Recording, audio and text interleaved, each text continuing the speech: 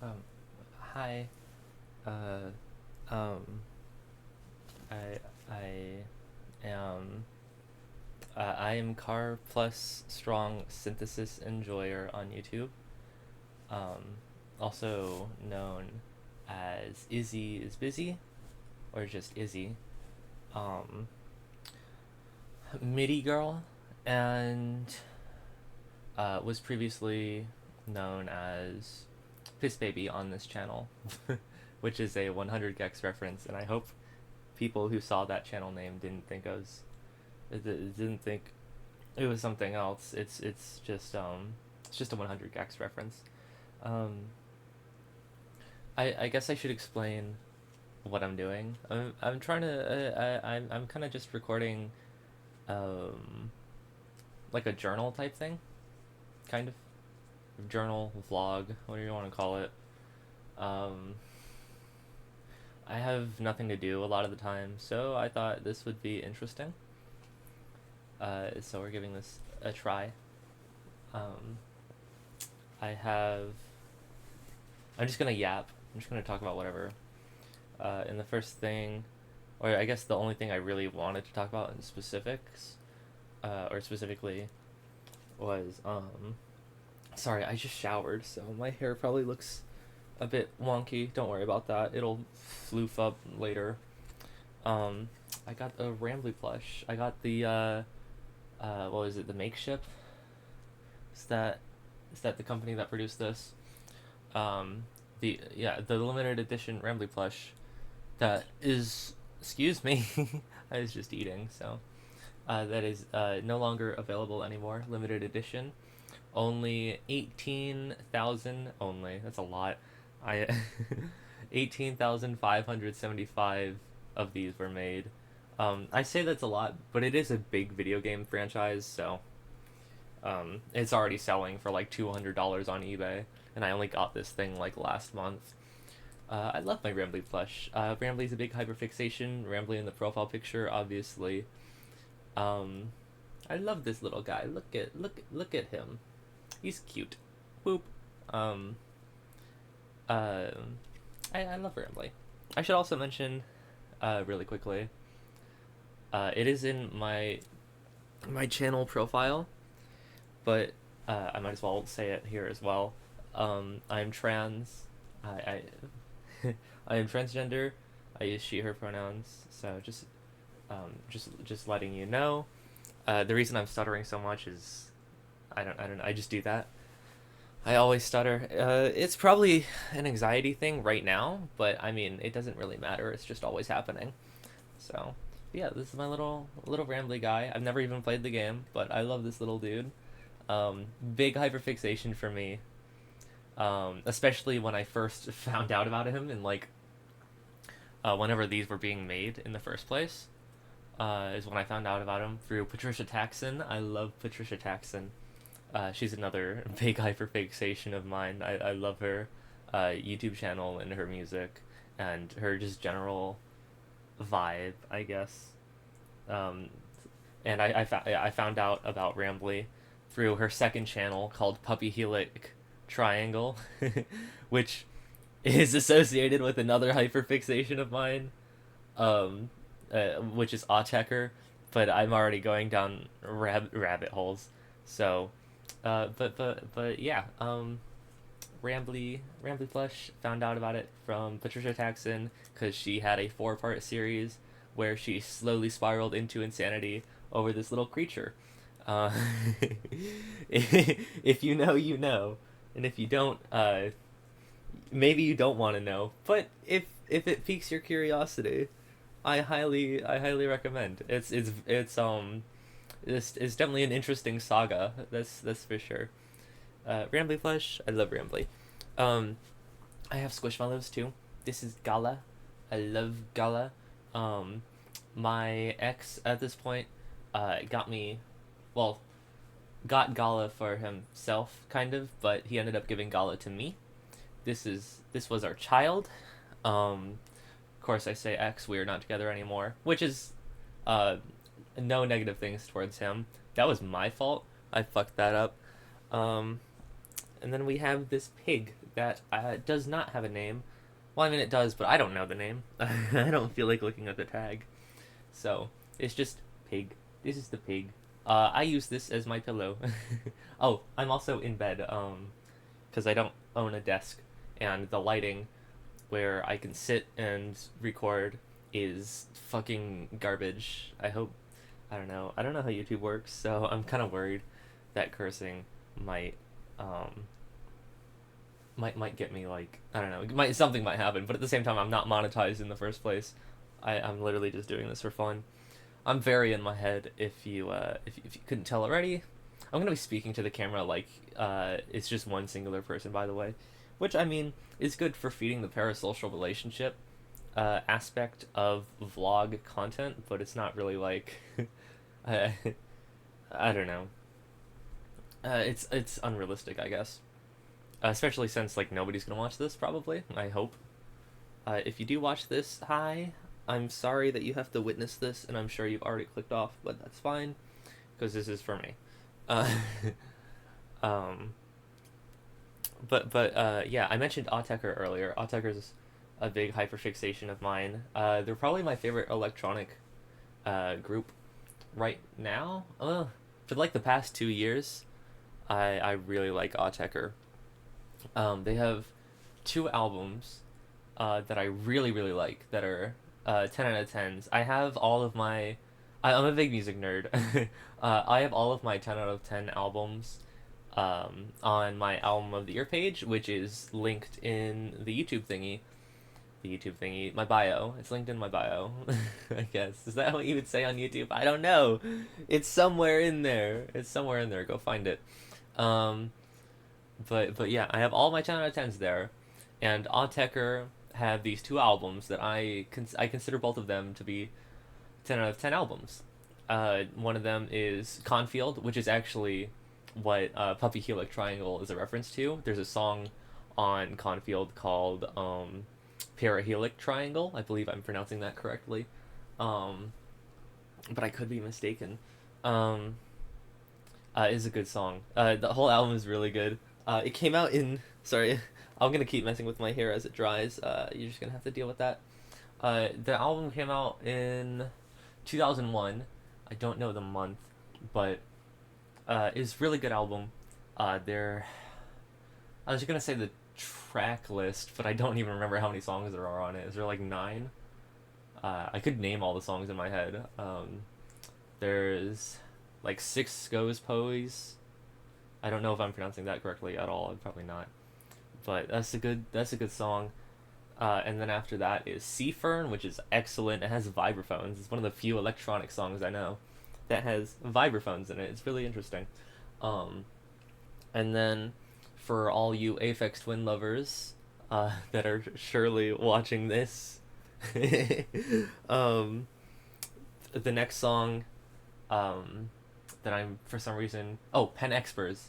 The next song, Pen Expers, is very Aphex Twin in a way, where it has like these really fast drums, but it's very much not Aphex Twin either, because a lot of the time Aphex Twin has like these melodies and stuff that are like really nice and catchy, even if what's going on is insane.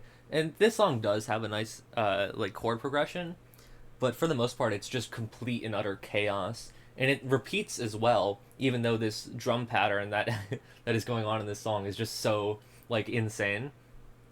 That it's just like you don't even really realize that it's repeating. It just sounds completely random, and it might be random, but I've listened to the song like probably 100 times or so, and I don't think it's completely randomized. And then there's this chord progression in the background that is not there at first, but it slowly comes in, and then towards the end of the song, it just kind of drops out, and it's really interesting. It's a really cool song. Probably my favorite, if not one of my favorites off of that album. It's really good. Oh, I didn't even say the second album. It's Exile. We'll get to that. Maybe. I don't know. I'm just rambling. There's a reason I love Rambly so much, because he's me. He rambles. He likes trains. I don't like trains, but I like other things that are very autistic things to like music, I guess. Is that an autistic thing to like? I don't know. I probably have autism. That's a different thing. That's a completely different thing. We're not gonna get into that. But pretty much, what was I saying? Oh yeah, Pen Expers. One of my favorite songs off of Confield. The whole album is amazing, but it's less of a song oriented experience and more of like a just kind of like straightforward. Not straightforward. I don't know why I said straightforward. It is the opposite of straightforward. It is if if Aphex Twin is, I don't know, Miles Davis. Um, Autechre is like Sun Ra. Is that what the I see? I know so little about jazz. I don't know why I chose jazz. Let me choose a different example. If Aphex Twin is if Aphex Twin is Black Sabbath, Autechre is like fucking Knocked Loose or something. like yeah, they're both the same genre, but one of them is definitely a lot different than the other one. They're very different. I would say Autechre is probably the most unique IDM artist of the '90s. There's probably arguments to be made about artists. Amon Tobin is definitely an argument that I could definitely see made. He's a very interesting and creative guy, but for me personally, it's definitely Autechre. Also, if you are an Autechre fan, I'm just playing with this, by the way. It helps me kind of focus and get my thoughts out. It's a little fidget thing. I have ADHD, if you couldn't tell. I think it's obvious. I am diagnosed with that. I'm diagnosed with ADHD and anxiety, which is a generalized anxiety disorder, which is also probably obvious with how much I'm fumbling over my words over a fucking camera. Yeah. So yeah. Anyway, Pen Expers, really good song. The next song is Sim Gishel. That's the fourth track. I was trying to count tracks originally, and now I'm completely all over the place. I'm not gonna go into the other tracks because they're all good. Listen to the fucking album. Fucking, I don't know why I was gonna say freak. I don't know.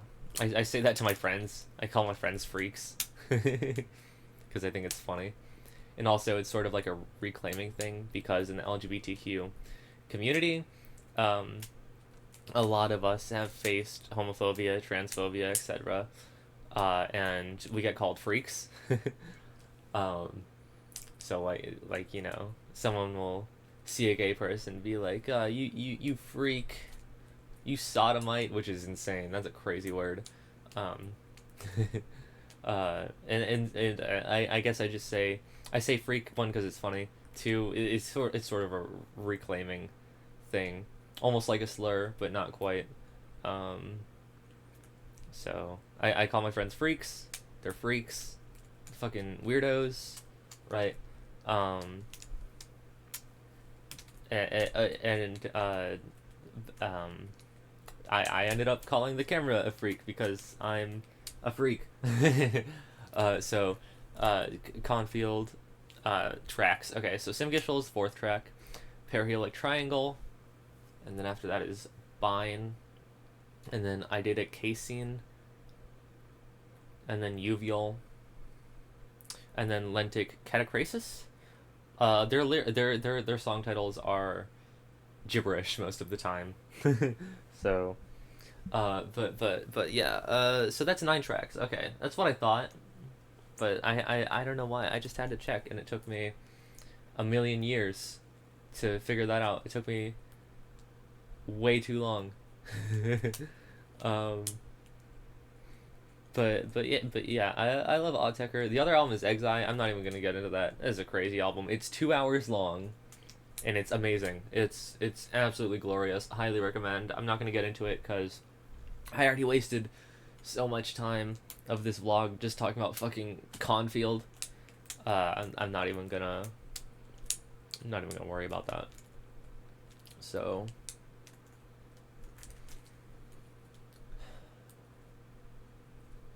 Wanna know what's a good movie? I Saw the TV Glow. I watched it recently. It's fucking insane. If you're trans and you haven't seen the movie I Saw the TV Glow, released by A24 Studios, you should watch it. I'm not a movie person, but I watched it with my best friend, and I almost cried, but I didn't because I don't have enough estrogen in my system to cry because I was cursed by someone, something, somewhere. I was cursed. So I only have testosterone. But, um, but yeah, I Saw the TV Glow is just is a really good movie. It's probably my favorite movie right now, if not my favorite movie like of all time. It's really good. That and Midsommar are A24 Studios in general is just amazing. So like my three favorite movies, out of my three favorite movies, two of them are were released under A24 Studios, which is crazy. Um, if you're wondering, the third one is John Carpenter's The Thing. I'm a big fan of horror. If you couldn't tell, all three of those are horror movies. Though I would argue that I Saw the TV Glow is less of a horror film and more of just like a depressing film that turns into horror. Kind of. It's complicated. And the horror isn't like very visceral. It's not like in your face gore or anything. You just kind of watch as this person acknowledges that there is something wrong with them and then just doesn't do anything about it. And you just kind of watch and you're like a cringing at just the agony that this person is going through because they can't accept themselves um, as what they are, which is a big trans allegory, which is why a lot of trans people like it and why I said if you are trans, watch I Saw the TV Glow. It will ruin you. It ruined me. I couldn't stop thinking about it and thinking about the scenes at the end. I actually almost went into a panic attack when telling my dad about it because it was just, I guess, such a horrifying concept to me as a trans person, especially. Sorry, I rock as a stem, so don't mind that. But yeah, it's just it's horrifying, especially as a trans person who currently is not on HRT or really transitioning in any way, shape, or form. Like, I came out like 3 years ago at this point. I was 15 years old. I'm 18 now. I came out to my mom at first. Well, I came out to my dad at first, and he was really accepting. I came out to my mom. She was less accepting, and that led to a lot of fights. And I'm not going to get into that, but it was very upsetting for me. Um, and then I told my nana, actually. I call my grandma my nana. She sadly passed away now, but I told her before I told my dad and my mom, so because me and her have always been like that. And actually, she was the person who got me into horror movies, because when I was a little kid, she would just watch horror movies with me, which is probably not healthy. But I mean, I never really had too crazy of nightmares, at least surrounding the horror movies that I watched. My nightmares were always fucked up in other ways. Um, but you know, I never really had a moment where I was like, check the closet for monsters. I was never that kid. Which is, I don't know how common that is, because I hear about it talked about like it's a very common thing, but I've never really heard from anybody in my friend group that that's happened. But I mean, it's a weird conversation. I don't understand. I don't know why it would come up to begin with. Um, uh, but anyway, yeah, I came out 3 years ago, and then I actually I hate Facebook, but I used Facebook to come out to the rest of my family, because one night I had a really bad mental breakdown because I was really dysphoric, and I came out to all of them, and they were widely accepting. And then, but a lot of the people who were accepting were people outside of where I live, and so I never see them, and so I never get the gender affirmation that they provide, at least not in person. But one of my aunts was really really nice about it, and she offered to let me stay at her house for a little bit, and I said I wanted to, and then it never happened, which is I guess just the way things go, right? And that's actually how I feel about this whole trans thing, for me personally, where you hear all these stories of people coming out and being accepted and transitioning, or you hear about the stories of the stories of people coming out, being disowned, and then having to go to like a found family, and then they still transition in the end.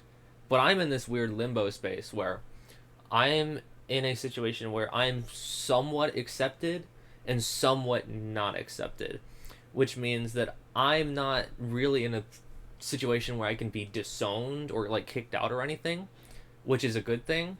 But at the same time, I'm not getting any care, for being trans, which is a bad thing. And there's like no way for me to get anything, especially since I live in Florida. So I'm just kind of sitting here suffering. It's great. It's a great time. Look at my Bathory shirt. I wear a Bathory shirt and I don't listen to them. I listened to one of their songs and I thought it was okay, but I mostly just wear it because they're a black metal band, and I like black metal, but I hate supporting most black metal musicians because they're Nazis. So I just wore this one. I just bought this one because, to my knowledge, Bathory, the band, they're not like bad people. To my knowledge, I could be totally wrong. They could be like the worst people ever, and I would be sitting here looking really stupid. But yeah, so I got the Bathory shirt instead of, say, a Mayhem shirt, or like a Burzum shirt. I would definitely consider getting a, what is that band called? Dark Throne. I don't know why I was forgetting Dark Throne. I would definitely consider getting a Dark Throne shirt. They're a black metal band that I really like. Transylvanian Hunger is a fantastic album. I wouldn't say it's a 10 out of 10, but it's probably like an 8 out of 10 or a 9 out of 10. I'm kind of obsessed with rating albums. Listening to and rating albums. I was talking about my hyperfixations being like rambly and stuff. Music is my special interest. That is my big thing. That and weather. I'm big into weather, and I'm big into music. Those are the two constants throughout my entire life. There was a moment where I was into chemistry as well, and that was a special interest, but it sadly was cut short when you can see my scars. I had a little accident. I had a little bit of an accident. So no more chemistry for 14-year-old me. I was 14 when I was doing that. Interesting. So now it's just music and weather. I love music and weather. They definitely do a lot for me. The other night, I was doing research into hurricanes, as you do, or I guess more specifically tropical cyclones, because hurricanes are really only an American thing, or at least in the Americas,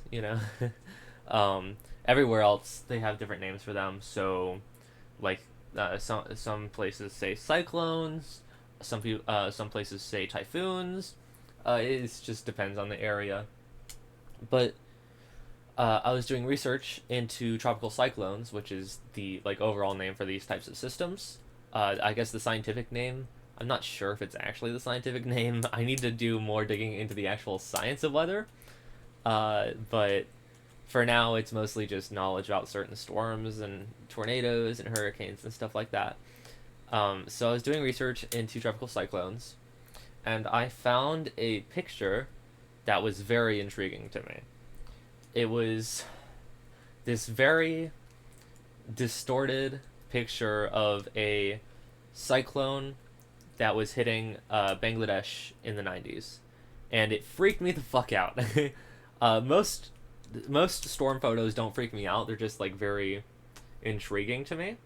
But this one freaked me out. It had like almost an analog horror vibe. It just felt wrong to look at, and so I decided to do some research into it, and I think it justified the terror.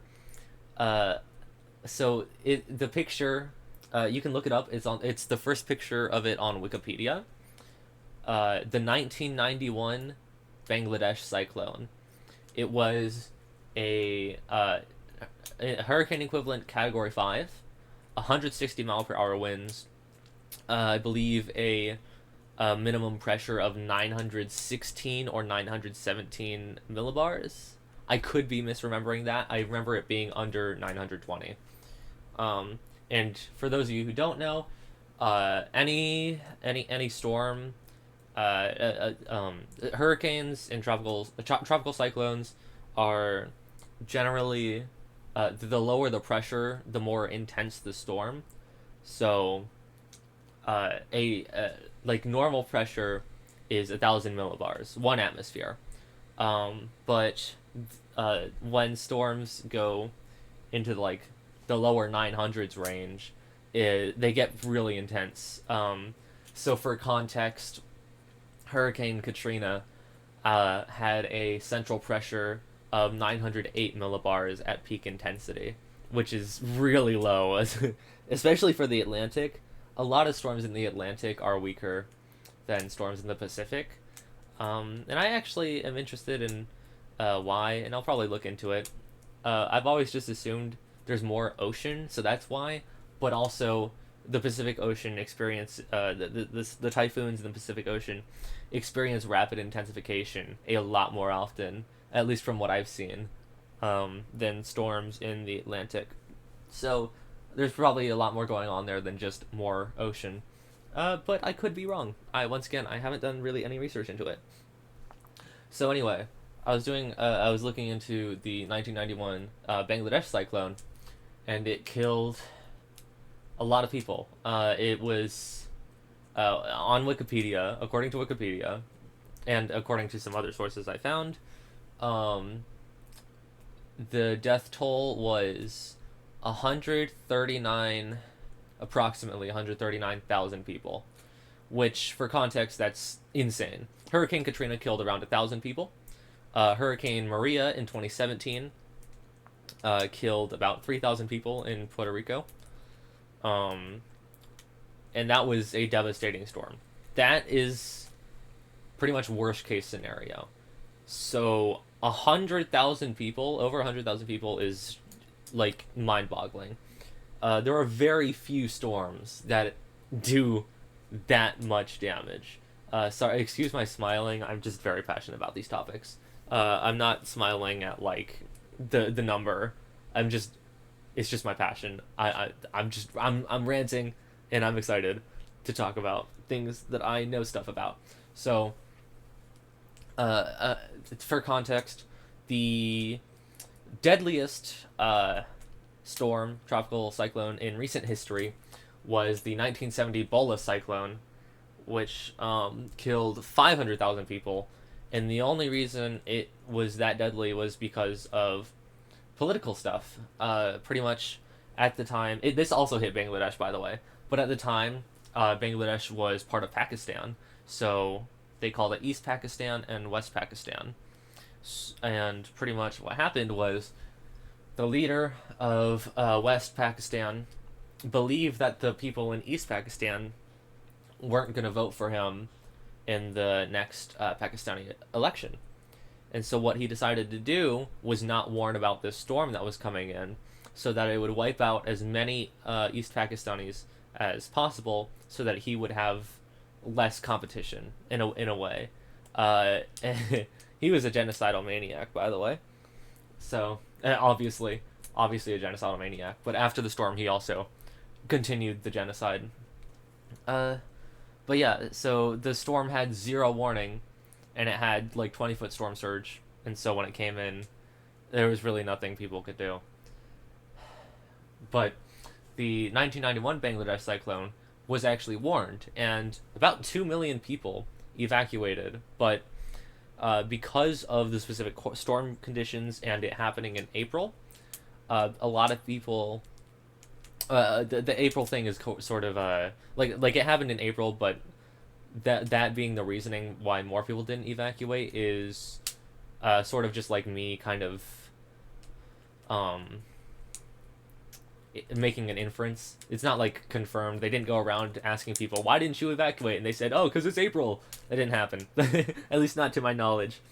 But April is really early for powerful storms like that. So I just sort of assumed that maybe people saw it was April and they're just assuming it was going to be a like tropical storm type situation, maybe like category 1, but it ended up coming in as a category 5, and the storm surge was even higher than the Great Bola Cyclone. It was actually a lot stronger than the Great Bola Cyclone. Or sorry, the 1970 Bola Cyclone. I don't know if they call it the Great Bola Cyclone, but it's just part of my vernacular now. So, but anyway, what happened was the storm came in, and where the Bola Cyclone had a storm surge around 20 feet, the ooh, the 1991 Bangladesh cyclone came in at high tide that was higher than average at 18 feet. And it also had a storm surge of 20 feet, leading to a 48-foot wall of water pushing into the coast. And that's what got a lot of people. There were entire islands that were underwater, and populations were wiped. Pretty horrifying, pretty morbid. And sadly, there's not really much information about the cyclone other than that, and the recovery process that was very well documented by the U.S. military, because they had to come in and help for relief efforts because it was that catastrophic of a situation. I've completely forgotten the name of the project, or like the name of the operation that they did, but that was a big thing. If you want to look into that, I highly recommend looking into the Wikipedia page, and if you can find other sources on it, that would be amazing. There's obviously the sources listed under Wikipedia, but they sadly either just kind of restate, or not restate, but like kind of say the same things in the Wikipedia page already, or they don't really go into depth too much, which is very upsetting for my little brain that just wants all of the information about everything. So if you find like more sources that are like very in depth about it, please tell me. I would love to do more reading. I'd actually love to do a video specifically on the 1991 Bangladesh cyclone because I find it really interesting, and once again underreported. There's really no content on YouTube about it. There's not any news articles other than I believe Time magazine did an article, and they added a name to it that wasn't the actual name, because in the 90s in that area they didn't name cyclones, but Time magazine just kind of slapped a name onto it, and we're like, yeah, that's what it's called, which is not true at all. The military did name it, but it's not like an official name, and it is not the name that was used in the Times magazine article. So I have no idea where they got that name from. For all I know, they just kind of made it up, which is very interesting. The closest thing it had to an official name was Bob. BOB1. So, very, very interesting situation. Once again, wish there was more information on it. Please tell me if you find anything. I would really appreciate it. Rampley would appreciate it too. he needs my hyperfixations to be fed, and my special interests to be fed, so that he can feed off of my soul. So, which he probably does. I mean, look at him. You can't be that happy without stealing from somebody in some way, shape, or form, and he's definitely stealing my life energy. He's cute though, so it's okay. It's all right. Um,